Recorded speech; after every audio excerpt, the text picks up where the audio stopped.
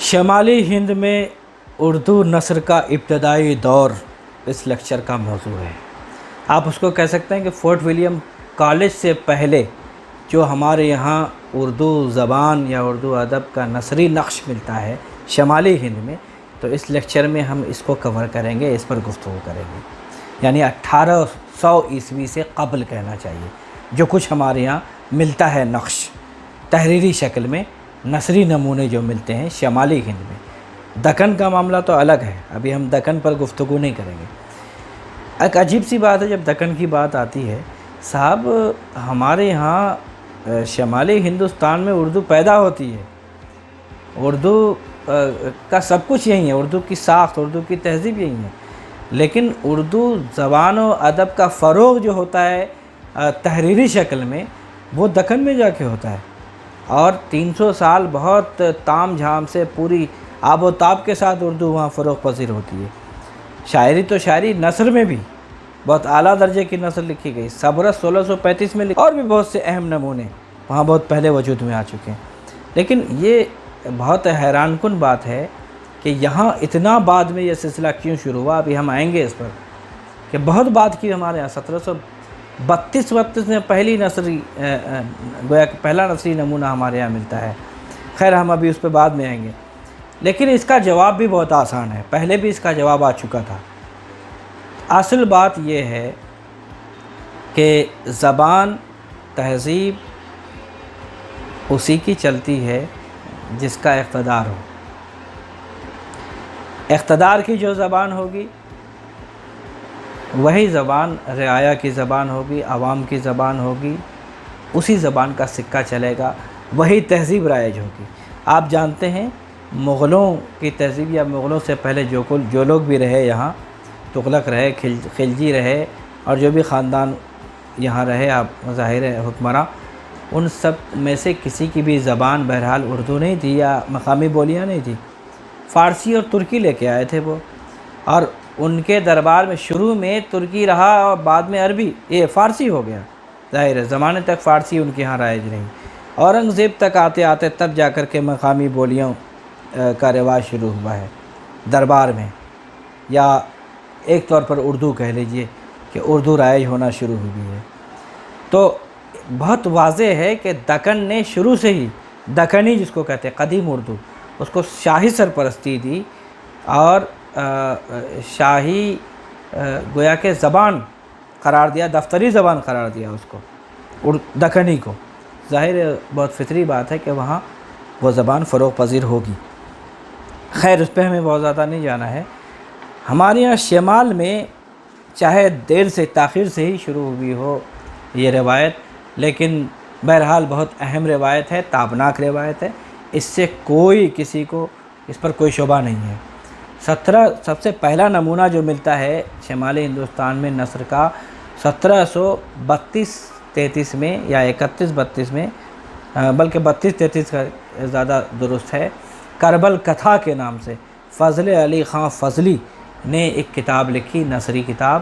جو دراصل ملا حسین وائز کاشفی کی ایک فارسی تصنیف ہے، روضۃ الشہداء، اس کا اردو روپ کہہ لیجئے یا مقامی بولیوں کا روپ کہہ لیجئے، یہ کربل کتھا ہے، یعنی کربلا کے واقعات عورتوں کی زبان میں، آسان زبان میں لکھنا، تاکہ محرم میں جو ماحول ہوتا تھا یکم محرم سے 10ویں محرم تک سنانے کا، تو ان کے لیے کربلا کے واقعات کو آسان زبان میں فضل علی خان فضلی نے لکھا تھا۔ اس پر نظر ثانی بھی بعد میں کی تھی انہوں نے 1747-48 میں۔ بہرحال زبان پہ ہندوستانیت کا اور دکنی کا بہت گہرا اثر ملتا ہے۔ جب فضل علی خان فضلی کی کتاب کربل کتھا پڑھیں گے، اس کی تاریخی اہمیت ہے، لسانیاتی اہمیت ہے۔ اگر آپ شمالی ہندوستان کے زبان کا مطالعہ کرنا چاہتے ہیں، لسانیاتی مطالعہ کرنا چاہتے ہیں، تو آپ کو کربل کتھا لازماً اپنے سامنے رکھنا ہوگا، پیش نظر رکھنا ہوگا۔ دوسرا جو نقش ملتا ہے وہ تقریباً اسی حد کا ہے، 1732 سے 1759 1759 کے درمیان، کوئی تاریخ طے نہیں ہو سکی اب تک۔ ایک داستان ہے، قصہ مہر افروز و دلبر، عیسوی خواہ بہادر گوالیار کے رہنے والے ہیں، اور ان کی داستان ہے، کھڑی بولی میں لکھی گئی ہے، اور لیکن اس کی بہرحال ہمیں کوئی تاریخ طے نہیں ملتی ہے، سنِ تصنیف طے شدہ نہیں ہے، لیکن محققین کی رائے ہے کہ اس کے درمیان ہی یہ کتاب لکھی، یہ داستان لکھی گئی ہے۔ اس داستان کی خصوصیت یہ ہے کہ بہت سادہ اور سلیس اور زبان ہے، رواں دواں زبان ہے، ذرا بھی اس میں رنگ مسجع، مرصع، مقفع اور پیچیدہ عبارتیں نہیں ہیں، بہت زیادہ انشاء پردازی جو پرانے زمانے کی ہوتی تھی، صنعتی التزام، یہ نہیں، بلکہ کہنا چاہیے کہ سادہ نگاری کی وہ روش جو فورٹ ولیم کالج میں قائم ہوتی ہے، اس کا آغاز یہاں سے ہو جاتا ہے، قصہ مہر افروز و دلبر سے۔ تیسرا بڑا نمونہ 1766 میں دیوان مراسی شائع ہوتا ہے سودا کا، تو اس کا دیباچہ انہوں نے اردو میں لکھا ہے۔ یہ بہت بڑا ادبی واقعہ اس لیے ہے کہ اس زمانے کے اردو شعراء بھی اپنا دیوان لکھتے تھے،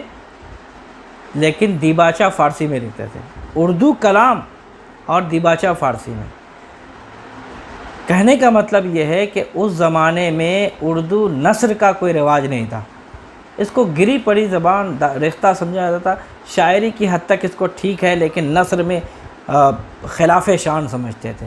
اشرافیہ طبقہ اس کو منہ نہیں لگاتا تھا۔ بھائی میر جیسا شاعر اپنی خود نوشت لکھتا ہے، ذکر میر فارسی میں لکھتا ہے،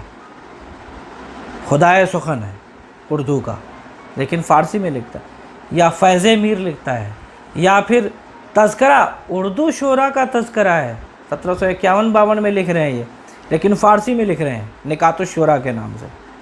کیا عجیب تضاد ہے صاحب، اردو شعراء کا تذکرہ فارسی میں لکھا جا رہا ہے، یعنی اردو نثر کا کوئی رواج ہی نہیں تھا۔ تو اس اعتبار سے یہ بہت بڑا ادبی واقعہ ہے ہماری پوری تاریخ کا کہ سودا جیسا شاعر دیوان مراسی جب تیار کرتا ہے تو اس میں دیباچہ، پہلا شاعر ہے جس نے دیباچہ اردو میں لکھا ہے۔ اور ان کے بعد نمبر آتا ہے عبدالولی عزلت کا، جنہوں نے دیوان عزلت کا دیباچہ اردو میں لکھا ہے، 1775 کا واقعہ ہے یہ بھی بہت بڑا واقعہ ہے ادبی تاریخ کا۔ پھر ہمیں نمونہ ملتا ہے 1774-75 میں نو طرز مرصع، میر محمد حسین عطا خاں تحسین، وہ انگریزی عہدیدار ہیں، کلکتے کا سفر کرتے ہیں، گولڈ اسمتھ نام کا ایک شخص کشتی راں ہے، وہ کہانی قصہ چہار درویش سناتا ہے فارسی والا، تو اس کو بہت پسند آتا ہے، وہیں سے خیال آتا ہے کہ اس کو اردو روپ میں ڈھالا جائے، تو شجاع الدولہ کی فرمائش پر یہ لکھنا شروع کرتے ہیں، لیکن اس زمانے میں مکمل نہیں ہوتا ہے، آصف الدولہ کے زمانے میں اس کی تکمیل ہوتی ہے۔ پورا اسلوب لکھنوی ہے، دبستان لکھنؤ کا نمائندہ، گویا کہ اگر نثری نمونہ کہہ سکتے ہیں آپ، بلکہ اولین نثری نمونوں میں شمار کیا جائے گا تو وہ نو طرز مرصع ہے، 1774-75 کے آس پاس۔ جو خصوصیات لکھنوی نثر کی بس تمام میں سے موجود ہیں، مسجع، مرصع نثر، رنگین نثر، بہت پیچیدہ عبارتیں، وہ تمام چیزیں، سند گری کا التزام، تو یہ بہت اہم نمونہ ہے اس زمانے کا۔ ہمارے یہاں قرآن کریم کے تراجم اور تفسیر کا سلسلہ بہت پہلے سے رائج ہے، اردو کے ابتدائی دور سے شمالی ہندوستان میں بھی، چنانچہ سب سے پہلی تفسیر جو ملتی ہے وہ 1781-82 میں تفسیر مرادیہ ملتی ہے، شاہ مراد اللہ انصاری 1781-82 میں لکھتے ہیں، اور پھر پہلا ترجمہ جو ملتا ہے 1787-88 میں ترجمہ قرآن شاہ رفیع الدین صاحب، جو کہ شاہ ولی اللہ محدث دہلوی کے صاحبزادے ہیں، اور انہی کے بھائی شاہ عبد القادر نے 2-3 سال بعد 1790-91 میں بھی ترجمہ قرآن لکھا۔ یہ قرآن کے اولین تراجم ہیں اردو میں، اور یہ شمالی ہند میں لکھے جا رہے ہیں۔